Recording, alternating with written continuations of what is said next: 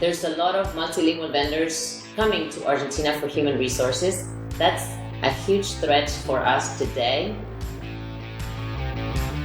When there's just an overload of jargon and novelty, then even the grammar breaks down. The game localization space is pretty consolidated comparatively to the other sectors of the localization industry. And welcome to SlaterPod 79. Hello from rainy Zurich. Hi from kind of rainy London. What a surprise. Let's move on to to a little further afield. Today we got Cecilia Maldonado on the podcast, Director of Strategic Accounts at LatAm Ways, President of Women in Localization, and based in Córdoba, Argentina. That's a little further than London from here.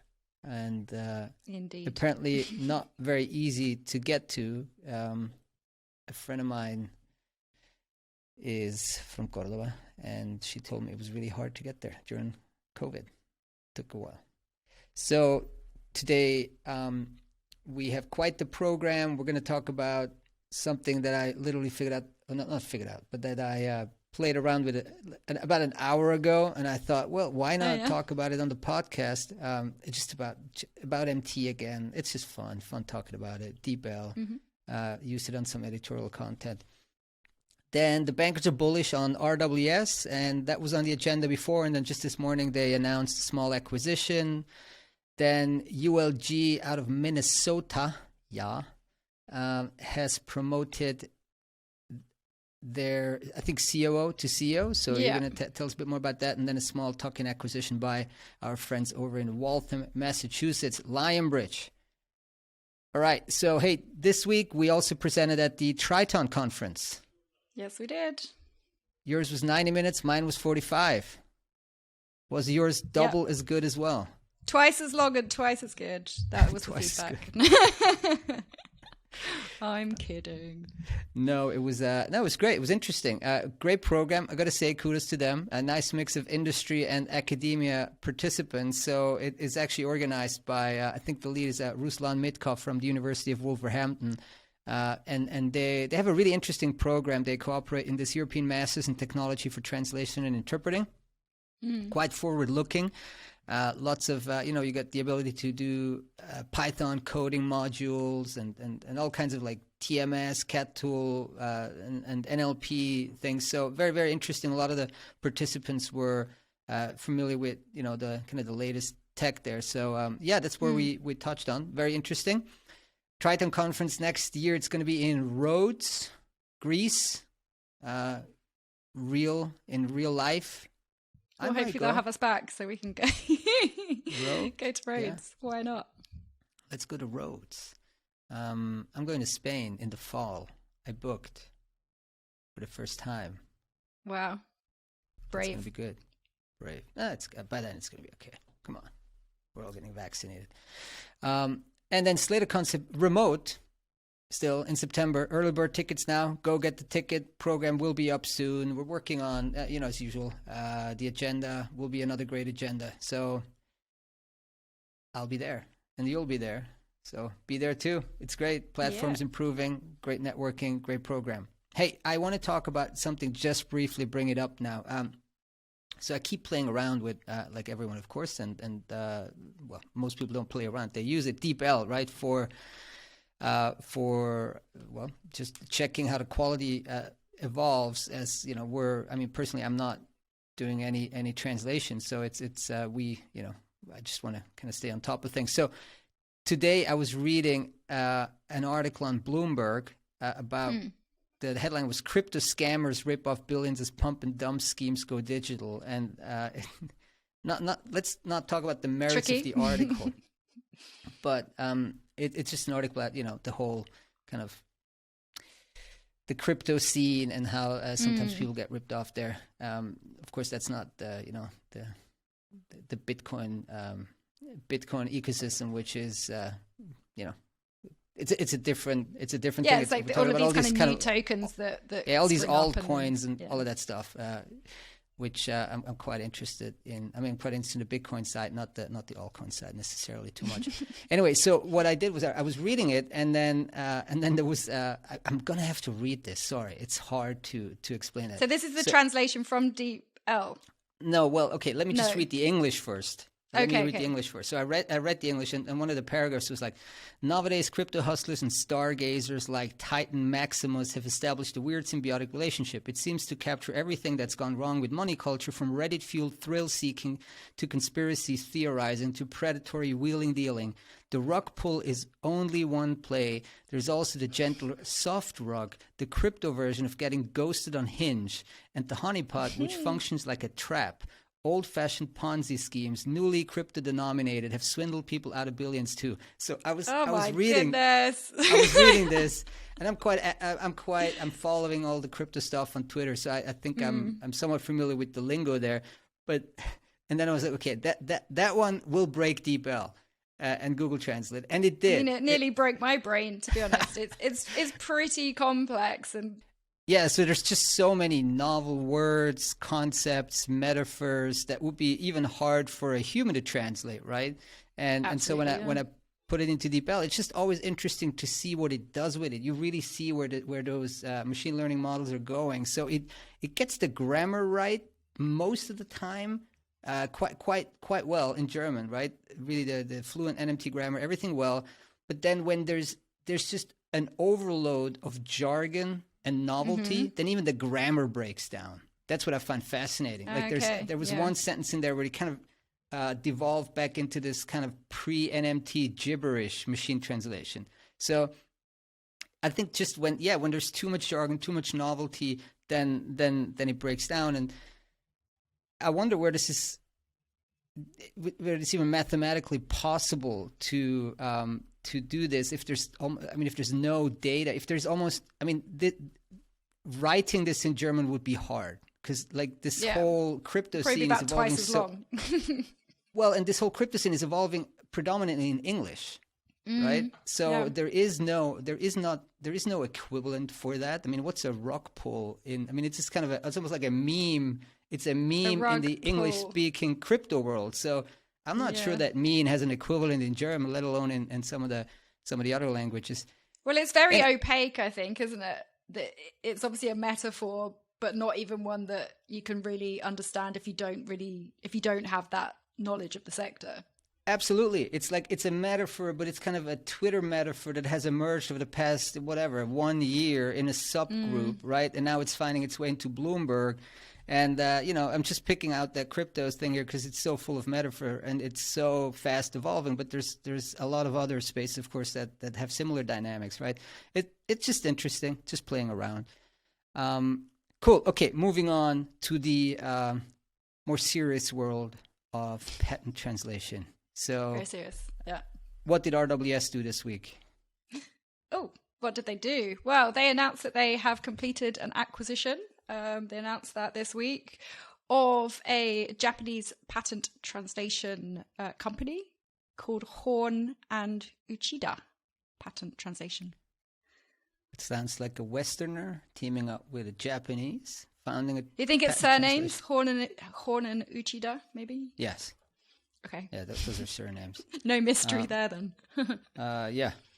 And there was, 2.3 million pounds that they paid. Do we know the revenue? We don't know. We just know what they paid. Maybe we do, maybe we don't. I do not. All right. Yeah. So a smallish tuck-in acquisition that was bought by RWS's local KK. KK is the kind of the Inc. Equivalent in Japan, or PLC equivalent in Japan. And the company was founded in 2000, serves corporate and legal clients. Interestingly, 80 to 90% of their translations are done by in-house translators working in Osaka. So that's somewhat typical in Japan. You tend to have a fair amount of in-house translators. Quality is very, very high. So small acquisition. One, it's there. Single language mostly. Single language pairs mostly, I'd imagine. Right. That's right. Yeah. And probably still very good pricing there. So but before that, before they announced, this only came in this morning on Thursday, and before that, there was a report out by the bank Berenberg, a brokerage firm bank, and they're following the RWS shares very closely, and so they put out a 3-page research report which we got a hold of, and they're very bullish. So they're expecting shares to rally another 40% from here. Well, that's their price target, so they put that out. They're saying, shares have fallen 11% since the new CEO appointment, 18% since the April peak, but they believe, quote unquote, it's overdone. So the Berenberg analysts, they see they don't expect any significant change in strategy given the clear position of a market leader as of RWS in a structurally growing, largely fragmented industry, which is something, of course, we've been speaking about many, many times. I like the structurally growing part. Fragmented, less than it was 5 years ago. Clearly a lot less than it was 5 years ago. And then they say about the stock, they say it's back to January's quote-unquote clear opportunity because after the acquisition of SDL, the RWS shares tanked by about 20%, and so they're saying it's a clear opportunity, to buy in. So it's a good model. Obviously, this is not investment advice. They close on with a capital light model and a net cash position. The profits that RWS is generating can then be recycled into further M&A and consolidating the fragmented sector even more. I wonder how big they can get. Like, who else can they buy? Right? Well, yeah. If they're now buying, Japanese companies for $2 million, that's at the very other end of the spectrum, probably, than the likes of SDL, of which there are very few left. Yeah, and if they can actually successfully integrate SDL, then that's a lot of, I guess, institutional knowledge in a company. If you absorb such a company your size, you figure out how to kind of de-risk, de-conflict all of those big accounts that you have that maybe overlap to some degree, then you're becoming a real merger machine, which they, I guess, are already. And so let's see where they can take it and what the end game is. So another company that's 10x smaller, but still large, about $100 million in revenue, is United Language Group, who's got a new CEO. Yeah, they do. Quite exciting. We spoke to ULG when they announced this. So they have promoted Nicholas McMahon, who was the COO, as you said, to the role of CEO. And Nicholas takes over from Kristen Giovannis as of the 1st of July, so last week. So McMahon, he has a real strong, obviously, industry background. He worked at SDL, Yonkers, Lionbridge in the past. He was also previously COO and general manager at an LSP called VIA, when it was VIA, when it was purchased. So that was actually acquired by ULG back in 2018. And then for those who maybe are not aware of the origin story of ULG itself, ULG was created out of a merger between Merrill Language Solutions and KJ International. This was back in 2016, so 5-ish years ago. So Kristen, who has been the CEO up until this point, she was the co-founder of KJI, so one of the companies of the merger, and went on to become CEO at ULG. So they told us there was no particular trigger for the change.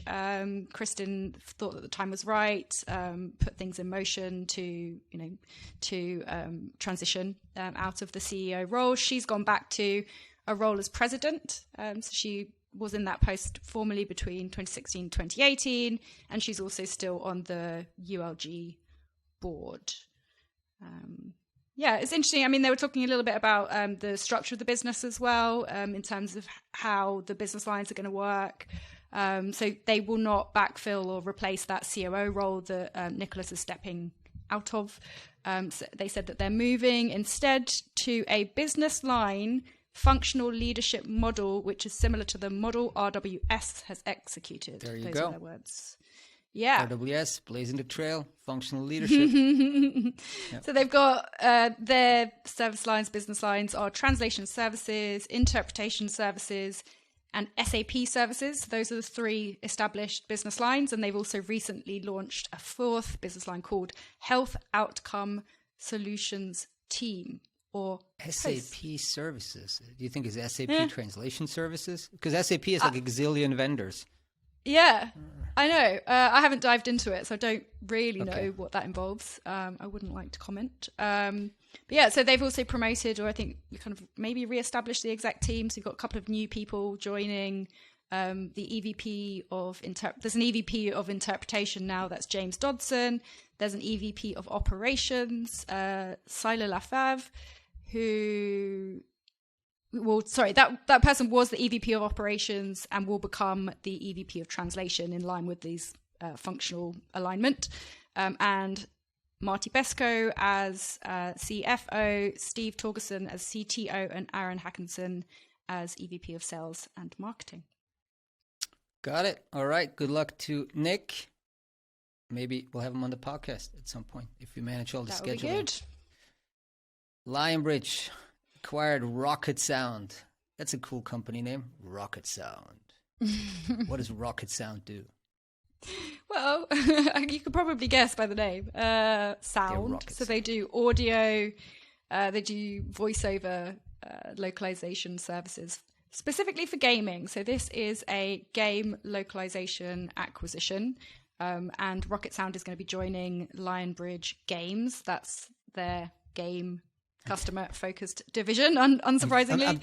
I'm telling you, Lionbridge is going to sell Lionbridge Games to Keywords next or something. You can see it. You can see it after they spun off. After they sold off the AI division, they're let's ramping up on the gaming. AI, and we're selling it to TELUS, and then now let's boost Easy, that games job division. done. We're going to sell it to Keywords. Or someone else, but probably someone Keywords. else.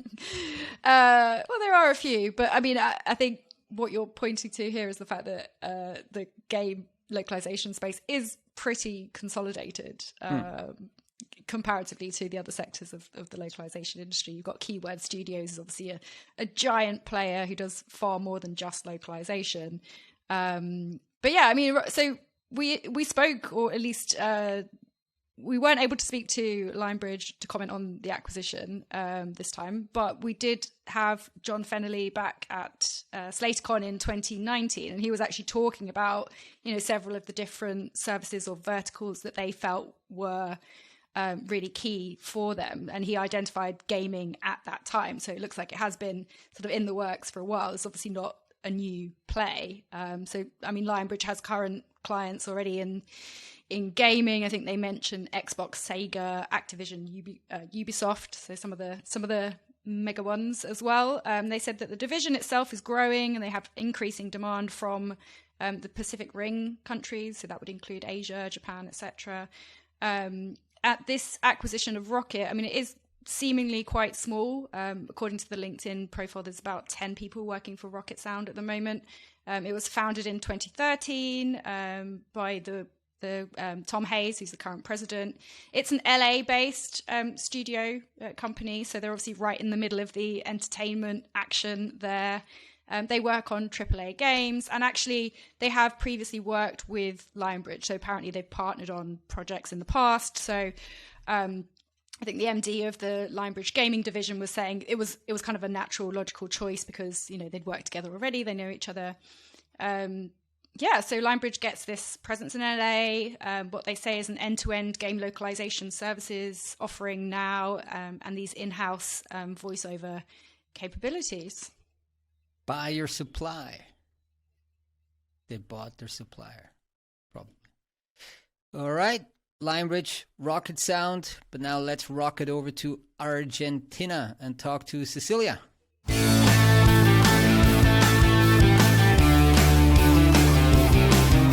And welcome back, everyone. We're here today with Cecilia Maldonado, Director of Strategic Accounts, Latam Ways, and President of Women in Localization. Hi, Cecilia. Hello, how are you? Thank you for the invitation. Very excited to join all of you in this new episode of SlaterPod. Great to have you. Thanks. Great to have you. Thanks for the the reverse intro. I appreciate that. Where in the world are you joining us from, Cecilia? I'm in Cordoba, Argentina.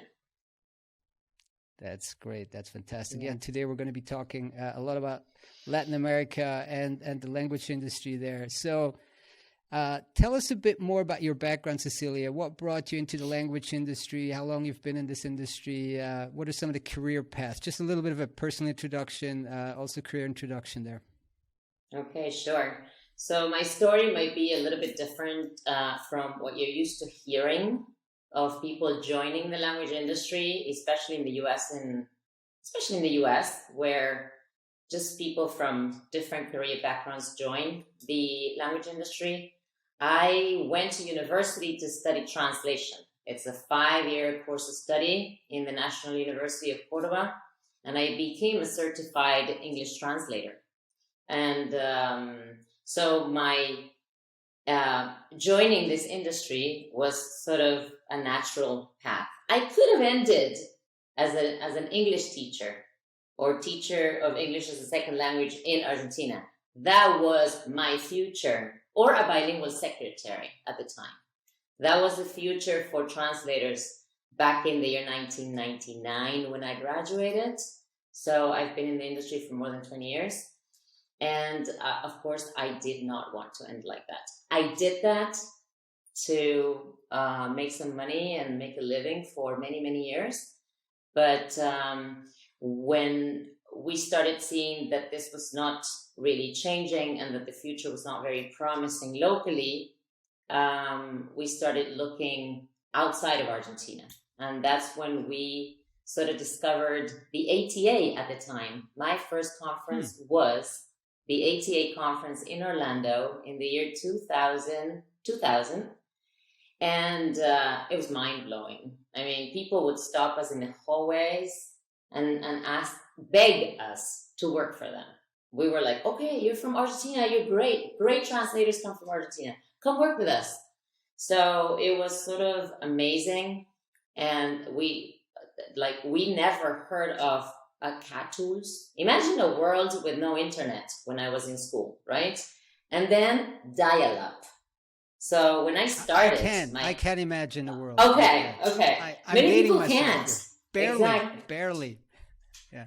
So when we started exporting services, let's say, when we started getting jobs from the US, we would have to connect to this dial-up, wait until everything downloaded. Searching on Google was a no-no. I mean, it was too expensive in Argentina at the time, so we would still work with big dictionaries and piles of dictionaries. And so that's how I've always been involved in the language industry. I don't know anything else. So it's been English teaching to survive. And when I could stop teaching, I became a full-time translator. So that's how I started. Yeah, you're right. So there's just two ways, right? So some of the people that we're having on the podcast are like, yeah, just by chance, by accident, you wouldn't believe the path I've taken, and for you, it's very direct. Like same for me, I guess. That's what I've heard. Exactly. That's what I hear all the time. So I had no job, and suddenly they offered me this thing in translation, and for me, it was a natural, organic, path. And then tell us a bit about some of the roles that you've held, throughout your career, and specifically the experience of co-founding and owning an LSP. Again, all the changes that I went through, or all the hats that I had to wear during my career path, have been out of necessity. It was never really planned. So when we went to this first conference and we started to get so many job offers, we started getting them all. And then we needed to produce more, and therefore we needed more help. So we started hiring or talking to colleagues, and everybody was very excited about the possibility to actually work as a translator. I'm talking 20 years ago, no one, except for maybe aviation company that was located here, national, that had 3 or 4 translators on staff. Other than that, no chances, especially in Cordoba. Buenos Aires is a different world where the certified public translator had some role to play. But there was no industry. the situation as we know it today did not exist. So we had to break some new grounds there. And so we started, of course, as full-time translators. Then we moved on to editors. Then we started managing projects. Then we did some accounting. Then I started doing some, sales. And my partner at the time did the vendor management. So, and sometimes wearing multiple hats at the same time. It wasn't until maybe, I would say 5-7 years into it that we understood that this was, we sort of realized that this was a great business that we could run and make it even more professional. Even though when we were a 1-people company, 2-people company, we were visibly professional because we had a brand, we had a website, we had a name, a logo, and a legal framework. What has been happening is that there's many groups or informal companies working with a nice website, but no legal framework. So that's what we have been trying to do by educating the community and with the organization of events. When we saw what was happening in the US, the first thing we did was come back to Argentina and run our first conference and show everybody that we could survive as translators in Argentina with all these things. And some people at the university, some professors, had this information and they never shared it with us, right? So even my first day at school, the professor said, if you want to survive, if you want to make a living, then go study something else. That was my first day at the university. So imagine how positive that was. So it's been a long path. I've worn all sorts of hats. Starting my own company was a natural thing for me. I've enjoyed the ride. I started my first company right after the ATA. One of my partners decided to move to the US. So there were 2 of us left. We ran that same company for 10 years. Then we divorced. And then I started my third company by myself with the help of key employees that I had. And one of them is my partner today. And then in 2017, we merged with another local company and we became LatamWays. So I've enjoyed the ride. I love to work with other, similar-minded people who really enjoy working hard and having the same aim of success in whatever terms those are. But having partners, many people hate partnerships, and I think that I could not have done it without partners. Yeah. Mm. So, And you mentioned there Speak Latam, and then I think there was the merger, wasn't there? Yes. Just quite 5 years ago, 4 or 5 years ago now. 4 years ago. So how did that process go, the merger, and what really was the rationale behind merging the 2 companies? As I said, there was no industry a few years back, and but then what you could see in the ecosystem locally was many small companies competing for the same client and working and competing for the same vendors, right? So fragmented and so competitive that it made some noise on my head. So I said, and even we had Translate in Argentina at the time. We called it co-opetition. So competitors that competed, right? So competitors that cooperated with each other. So I started talking especially and mainly with these colleagues at Translate in Argentina to see if we could do something about it. I talked about, let's get together and become big enough to be able to have some sort of market share and compete at a different level. For now, we're just too small to do that. And of course, the conversations, I had several meetings, and the perspectives of where we wanted to take this new company were so different that I started to understand that it's not easy to do a merger because there's so many different factors. I love partnerships, but when you have other people joining, they also want to have a say, and reaching an agreement for the sake of the company is not always the main priority for some people. Egos and whatever come into play, right? So I was at this conference in San Diego, and Arus from Two Ways Translations, and I sat down and started talking about this, and she listened.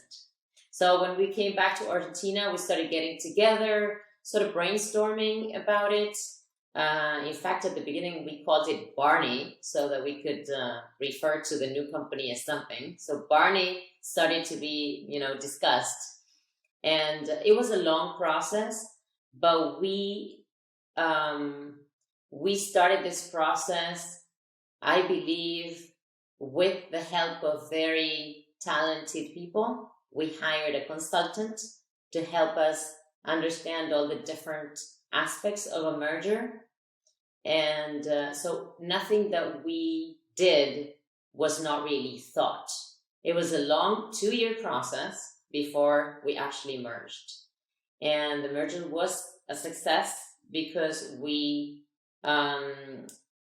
duplicated our size, and we only lost 1 employee of the 2 companies. So, and today we have been growing steadily. So, and the 4 partners, we became 4 partners because they bought me out. So as we had a valuation of the 2 different companies.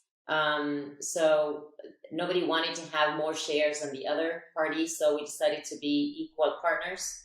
And the 4 of us have very different roles within the company. So one is finance, the other one is operations, the other one is talent, and me in the business development department. So very, very different. Sounds like you thought this through much better than many of the billion-dollar companies out there. How many billion-dollar companies are there? We didn't have the billions. Okay, maybe not in this space, but hundreds of millions of dollar companies that are merging, and then a year later, oh, what have we done? Hey, let's talk a bit about kind of the translation, localization, language services environment in Latin America. I mean, can you just share a bit more about the types, the size of companies, the markets, the dynamics between servicing domestic clients and clients from the US or Europe? Just kind of give us a bit of a feel for how this scene operates there. Okay, so it's a big question. It is a big question. Latin America is a strange place for the localization industry, in the sense that I don't know if there's an industry everywhere in Latin America, right? So if you look for information, there's not a lot of information on the industry. I've been involved with training events for many, many years with different brands, vendor management seminar, project management seminar, Think Latin America at the time. And we did events in Chile, in Brazil, in Peru, in Mexico. And the attendees were mainly from Argentina, the US, and the only place where we saw a little bit of a difference was in Brazil. So the way that it works is that most of us here are translators at heart. So we're resources. None of or only a few of the translation company owners do have a background in business or decided to start a translation company because they thought of it as a good business. So this is just most of them repeat the same path that I did. So becoming a translator, having a lot of work, and then starting their own companies. So what we see today is, I would say, mainly the activity focused on 2 different locations, Argentina and Brazil. as the main locations for translation activity. According to, as I said, there's not a lot of information, but according to NIMSY's latest research on the landscape of Argentina, there's a lot of multilingual vendors coming to Argentina for human resources. That's a huge threat for us today, and we can go into detail later. That's happening, and the pandemic didn't help. I mean, it sort of exacerbated the process. Large international players like Moravia, TransPerfect in Buenos Aires, Moravia in Rosario, and Venga, they all have their production centers here, or project management centers, production centers. They even have sales departments here. So they're coming for talent to Argentina. And that's complicating the situation of the smaller SLVs like mine, because we can't compete with the salaries of the big MLBs, right? So it's they're being targeted. All my employees are being targeted on LinkedIn, and it's a very tempting, situation. Plus the fact of that you belong to a bigger organization with probably the possibility to grow in different directions. So because of that, there's a need for the smaller SLVs to make changes, deep changes. And according to this report, the Argentinian landscape has a combined revenue of $19.3 million in 2019. So the largest company listed in the report had revenues of $5.2 million. The second one in the list, $2.5 million. And Latam Ways, number 8 in the list, $1.1 million. So you can see the difference, right? If you see the top of 100 report also has these big differences, right?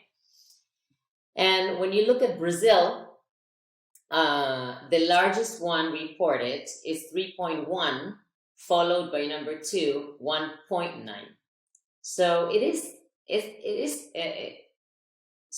not weird, but it is strange. And when they also had, they analyzed the percentage of revenue compared to the number of resources that they employ, and they call that productivity. And it doesn't have a lot of relationship, because we dropped to in the ranking to number 10, and the number 1 company in the region listed in the report follows us on number 11. So it is kind of, strange the way that the revenue or the size of the company doesn't really have, doesn't make a lot of sense compared to the money, the amount of money that they make. That's interesting that you're saying that you're competing with the big guys for talent. Is it so for talent that has an industry background, right? But I would assume it's not extremely hard to find good people, like they're maybe on a more junior level, and kind of put them onboard them and add them to the company. But then you're saying like as soon as they get their LinkedIn profile up and they have some industry credentials, then they're getting targeted by the big guys. Yes, and from what I've seen, I've lost many of my employees to the bigger guys, and what they see is that the smaller companies need to be much more flexible than the bigger guys. So the smaller companies need to adapt. We worked with more than 100 clients. So 100 clients means 100 different kinds of requests, 100 different ways to communicate, 100 different personalities and egos, 100 different style guides, right?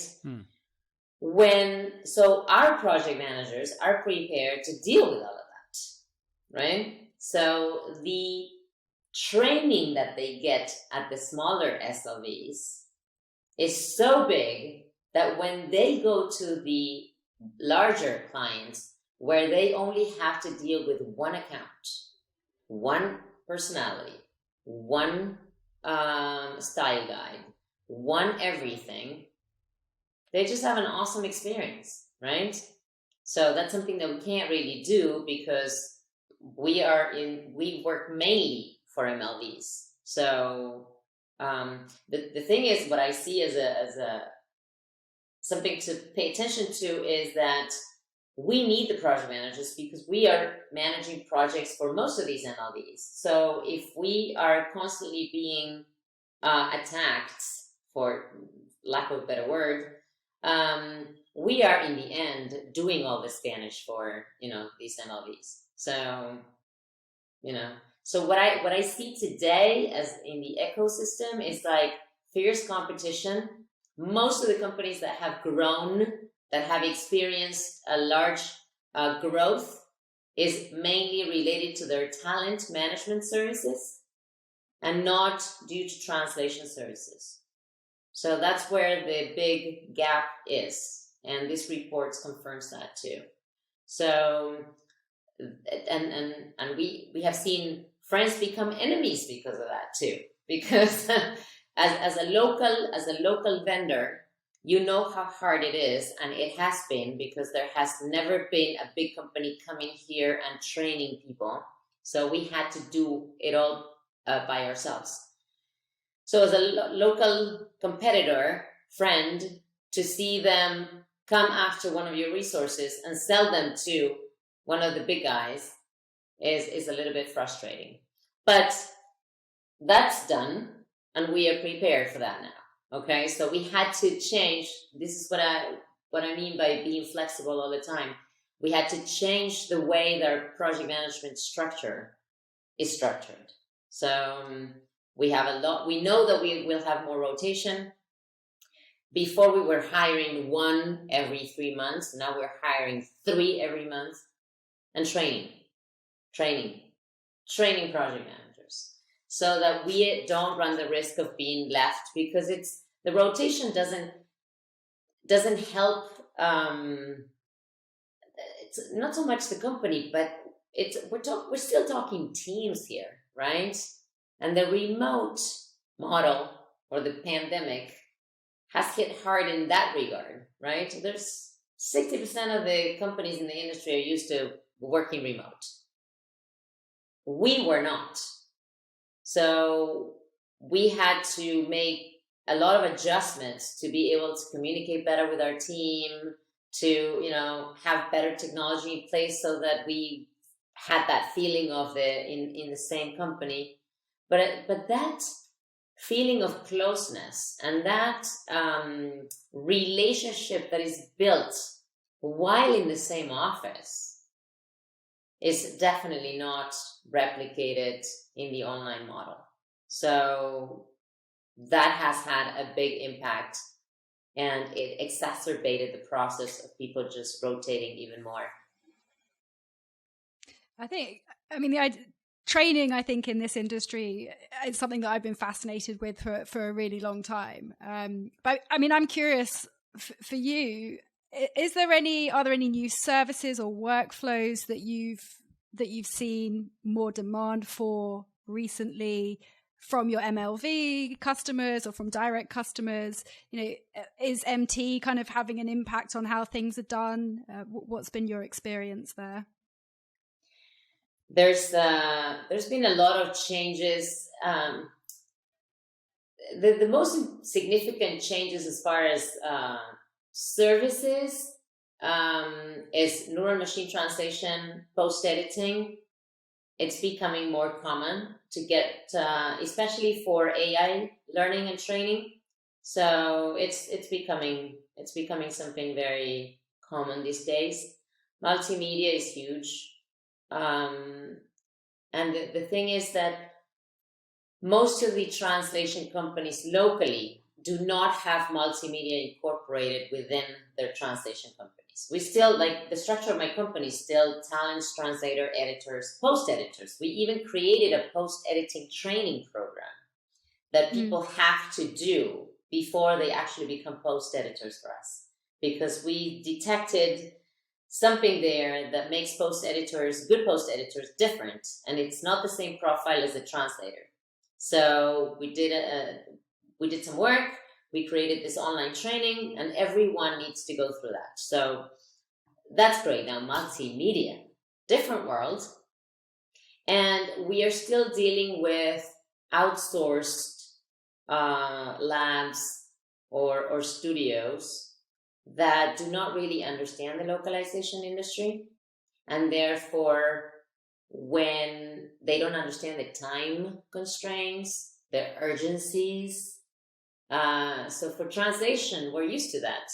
But for multimedia, we still need to do some work there so that they sort of ensemble with the workflows that we do have in place for translation.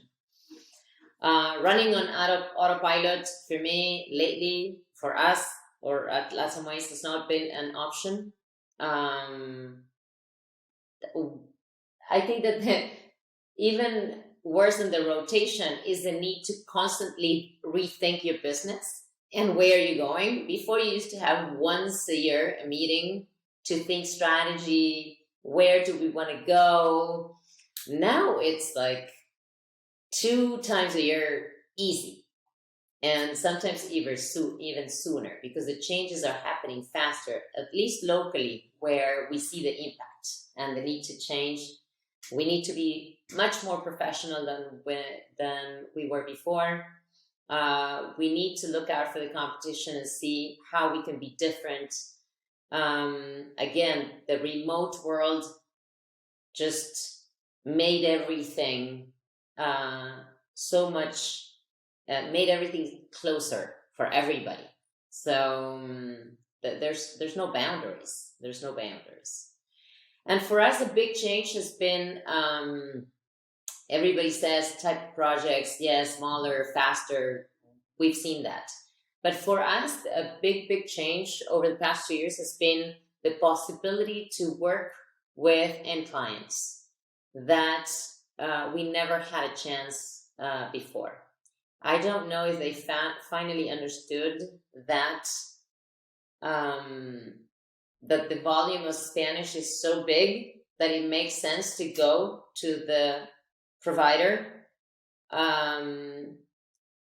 or they have made changes on their end to create linguistic departments or vendor management departments that can deal with the different languages. Because when I used to ask about this, they didn't have the bandwidth, or they didn't have the people to deal with so many vendors.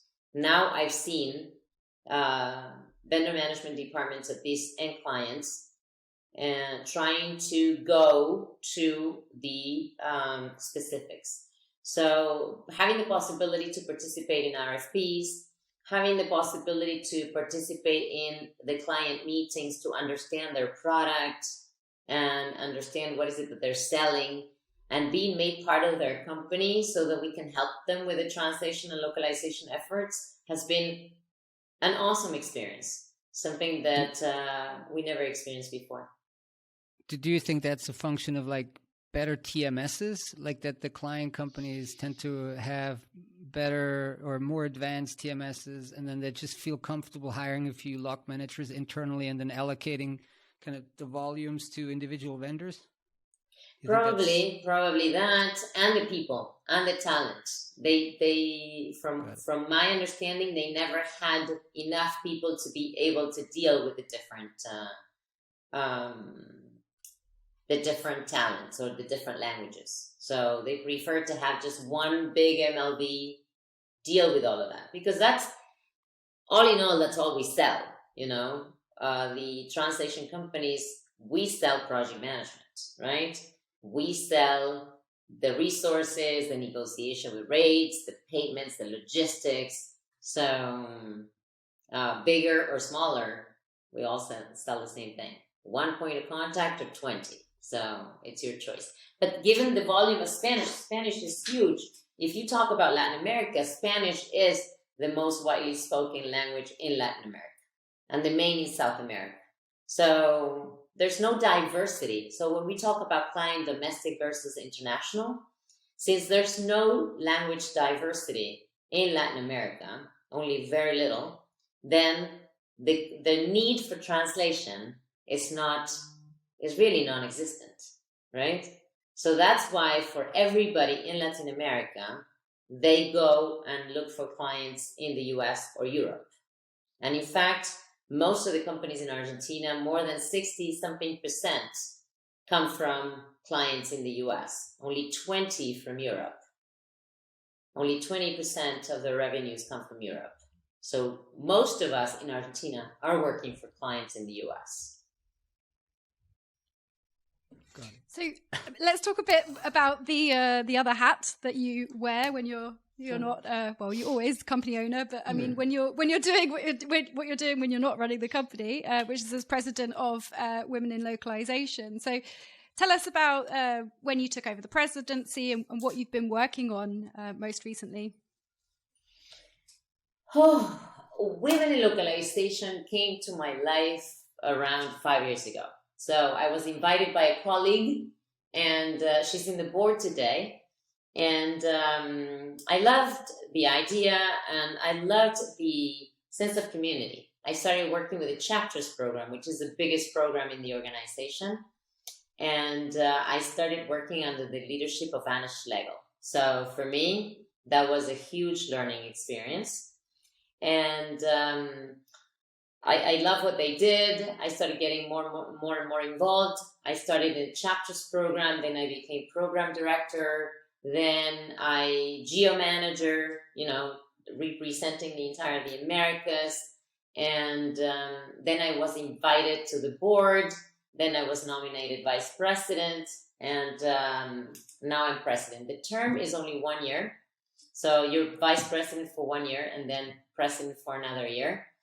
And it's a board of 9 people. So it's not just me as the president. My style is to be very democratic. And if we have 9 board members, we vote for absolutely everything that needs to be voted for. And what I did come up with the help of everybody, are the goals for the year, or where is the focus for 2021? Where is it that I want the organization to go to?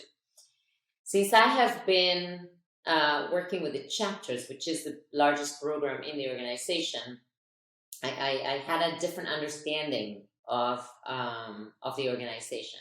I didn't just join the board without having the experience of the smaller programs. So my way was from the bottom upwards, right? And so that gave me a different perspective. My work has to do this year, because we're so big, we're talking about more than 5,000 members and more than 200 volunteers today. So especially the volunteers, we need to, because we became an official non-for-profit some years ago, we needed to make everything more formal. So we started out working very, very informally, just creating events and creating networking opportunities for everybody.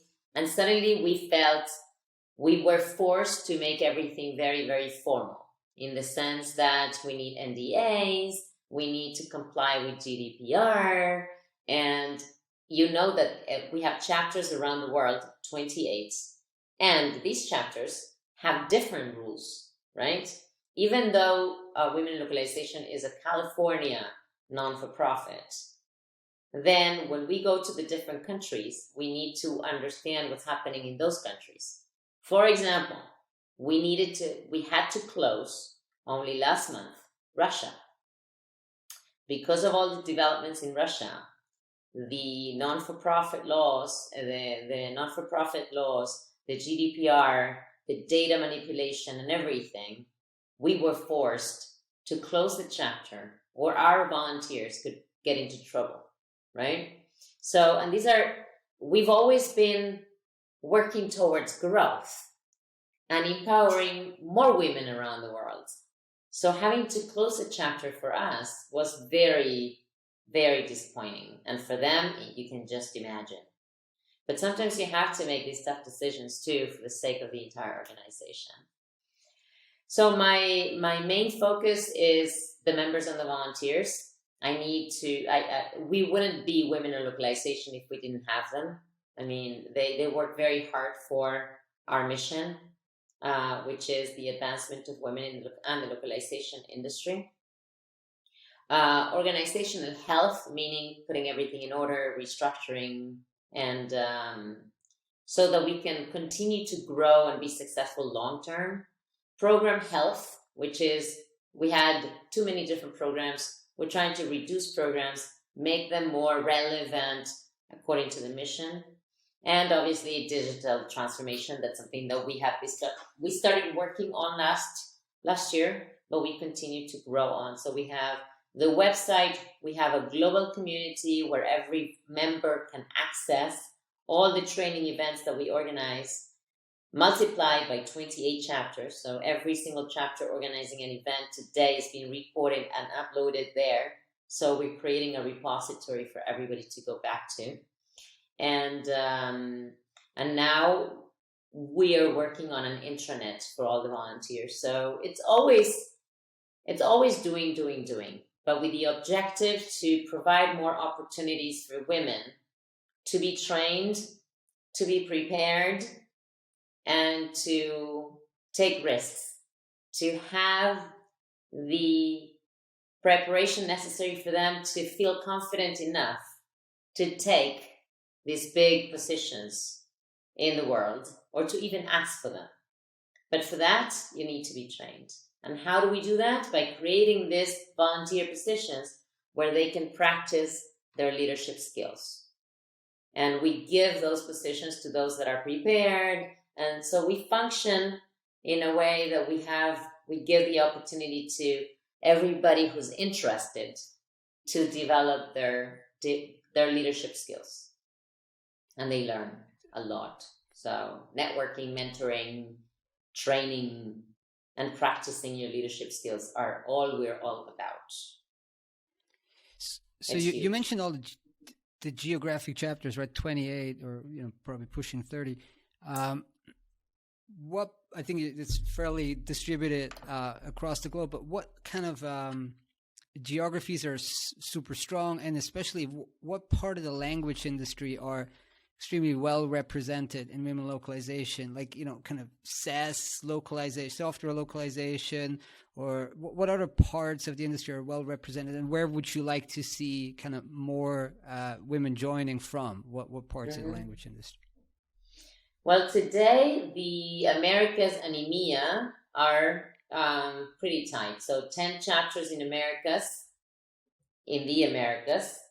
and EMEA 13 chapters, APAC only 5. And that's another region that we have to look at closely now after Russia. But the verticals that we see in our membership, according to our metrics, are 30% of our membership comes from the technology background, 6% from the gaming industry, 23% from the marketing industry, life sciences only 7%. And the job functions, and this is funny because it depends on the location of the chapter. So we have Silicon Valley is mainly clients. The Silicon Valley chapter. This is where women in localization started, right? But if you come to Argentina, the chapter is all about vendors. There's, I think, one client there. Okay?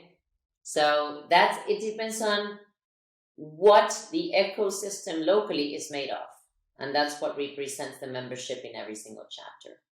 So when we looked at the metrics that we had, the top 3 types of members were, number 1, linguists. So who is looking for the benefits of women in localization? Those linguists that actually want to have a different experience or grow within the supply chain or become something different within the industry. Project and program managers, and number 3, director and managers. And the bottom 3 are engineers, digital publishers, and global content manager. And engineers is, for me, directly related to the fact that not most of them are women. So our membership is 94% female, 4% male, and the rest didn't identify with any particular gender. So it is something that we are not. We are an inclusive organization. We accept men. Many people ask me why exactly women in localization. Why? Because our mission is to work for women, but for that we need the support of men who believe and support our mission, right? We need men. I mean, this is like a society. We're not going to not include men. And men can be members, men can be volunteers, men are welcome. The reality is that all of our efforts, because we believe that women have fewer opportunities. And if you read some of the reports after the pandemic, for example, in Latin America, they say that women in the workforce, what happened after the pandemic is like going back 10 years for them and opportunities-wise. So how can we not do something about it, right? There are privileges for men that women don't have, and therefore women need to be super prepared to be able to stand next to the privileged man. And it is the way it is. And I'm not feminist, I'm not going to be, our fight is different, and it's not even a fight. We focus on training. We focus on mentorship. We focus on giving these women networking opportunities so that they can connect with other women in the industry to improve their jobs, to, go and work together, find partnerships. That's what we do as an organization. And it's very powerful. Yeah, it's a great summary and a really good, rousing speech, and hopefully you'll get a few listeners wanting to learn more and join up for those who aren't already involved. So maybe just want to briefly close on, what's your market outlook for the next sort of 3-5 years for LSPs based in Latin America? What advice do you have? What should they be doing? What opportunities are there? I hate these questions, I have to say. Sorry. Because I don't consider myself an expert of trends and outlooks. I'm all about my own experience, even though we do read and try to understand where everything is going. But based on what I've seen, I think that growth will continue to happen. I mean, Argentina especially is a great pool of talent, and there's a lot of flexibility. The level of education is high. So Argentina is going to continue to grow as a center for the translation and localization industry. I see opportunities in new services, as I said before, multimedia. We're not prepared. We need to do something about it. Otherwise it's not going to work. Those who are prepared are going to have better chances at doing something significant than those who don't.